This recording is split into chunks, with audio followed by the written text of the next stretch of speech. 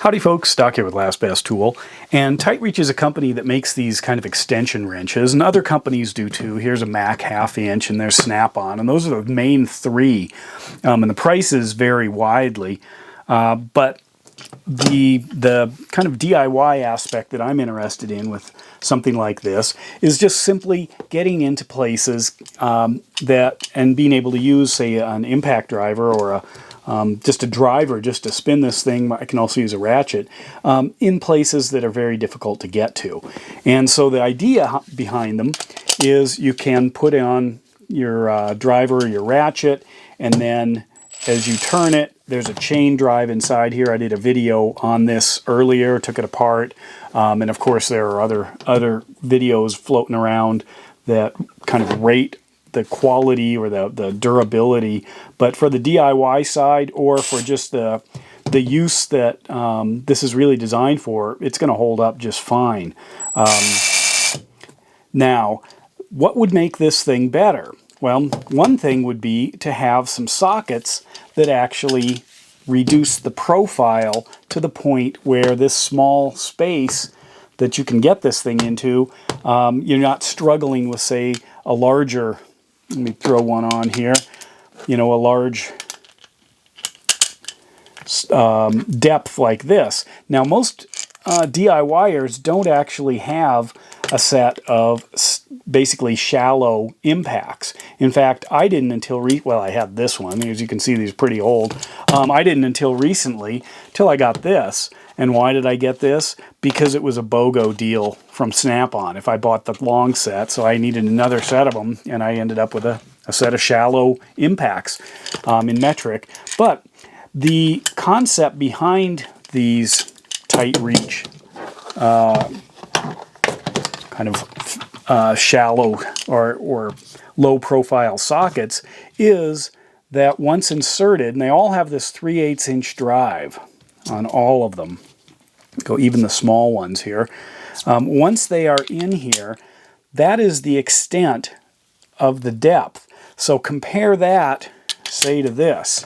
As you can see, you know, I've almost cut it in half, and that's if you've got a shallow impact, because if you actually look at the impact compared to the standard Snap-on, the shallow, or the chrome shallow, the impact is actually even a little bit smaller. So if you do have something like this, you know, that's quite a difference. But what else?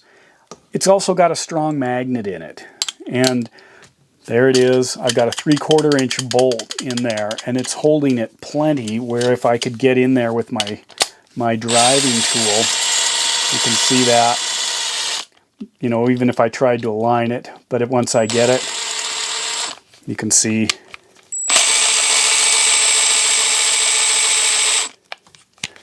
that's what it's good for.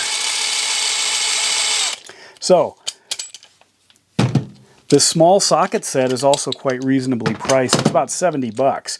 Now, is it a daily driver? Well, if you're going to hammer on these things, you know, your mileage may vary, but for those times when really that's the ticket, is you need a real low profile magnetic socket, here you go. Whole set of them. On the metric side, we go from 10, 11, 12, 13, 14, 15, skip 16, we go to 17, and we've got an 18 here. A 19 probably would have been more useful, just a guess. And then we go from 3/8 on up to 3/4 on the SAE side, plus some other things. Got a 1/4 inch driver here, so if you wanted to throw in a 1/4 inch bit, let me grab one. I thought I had it right here. Something like that. You could easily drop that in. It's got an adapter. There's a 1/4, there's a wobble, and then a 1/2. So if I wanted to run my larger sockets, I can just drop in that anvil. So anyway, it's turning out to be a very affordable set to give you the ability to get into those really narrow confined spaces with a driver over about a foot of reach. This is another one I asked for separately. This actually has a locking cap on it, so this is designed for the smaller Tite-Reach here.